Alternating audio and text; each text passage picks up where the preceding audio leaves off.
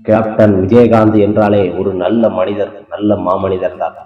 ராசி ஸ்டுடியோ மதுரையில், அங்குதான் கேப்டன் இளமை காலங்களில் வாய்ப்புக்காக தனது புகைப்படங்களை எடுத்துக்கொண்டார். மதுரையில் இருந்து புறப்பட்டது 1979ஆம் ஆண்டு. திரைப்பயணத்தை நோக்கி கேப்டன் விஜயகாந்த் அவர்கள் சென்னையில் வந்து தங்கியிருந்தார், ரோகிணி லாட்ஜில். அங்கிருந்து கேப்டன் விஜயகாந்த் அவர்கள் அலையாத இடங்கள் இல்லை, ஏறாத படிகள் இல்லை.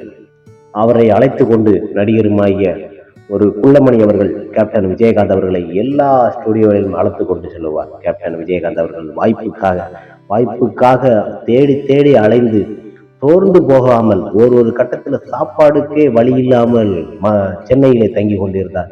அந்த டயத்தில் பார்த்தீங்கன்னா விஜயகாந்த் சாதாரண ஒரு மனிதர் அல்ல, அவர் பெரும் பணக்காரர் தான். திரும்ப வாய்ப்பு கிடைக்காதோ என்று ஏங்கிக் கொண்டிருக்கும் காலகட்டத்தில் தான் கேப்டன் விஜயகாந்த் அவர்களை ஆரம்பத்தில் எம்ஏ காஜா அவர்கள் அறிமுகப்படுத்தி ஒரு படத்தில் நடிக்க வைத்தார். அதுதான் தூரத்து இடி முழக்கம், இனிக்கும் இளமை. இந்த இரண்டு படங்களிலும் தூரத்து இடி முழக்கம் தான் முதல் படம். கேப்டன் விஜயகாந்த் அவர்கள் தோய்ந்து போக பல தோல்விகளை கொடுத்தவர் தான் கேப்டன் விஜயகாந்த் அவர்கள். ஆரம்ப காலகட்டத்தில் படங்கள் வாய்ப்புகள் இருந்தாலும் படப்பழு தோல்வி.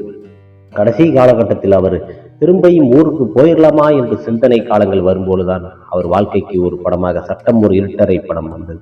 அந்த படம் வாழ்க்கையில் பல ஒரு மாற்றத்தை உருவாக்கி, அதுவும் தன்னோட லைஃப்ல என்னென்ன பண்ணணுமோ அப்பவும் சரி. ஆரம்பத்துல கேப்டன் விஜயகாந்த் அவர்கள் சிறு வயதிலே அந்த உதவும் குணங்கள் படைத்தவர் தான். எல்லோருக்கும் உதவணும், எல்லாரும் சாப்பிடணும்னு நினைக்கக்கூடிய ஒரு நல்ல ஒரு மனிதர் தான் கேப்டன் விஜயகாந்த் அவர்கள். அந்த ஒரு நல்ல மனிதனை நாம் எண்ணும் போதெல்லாம் ஒவ்வொரு நாளும் யோசித்து கொண்டுதான் இருப்போம்.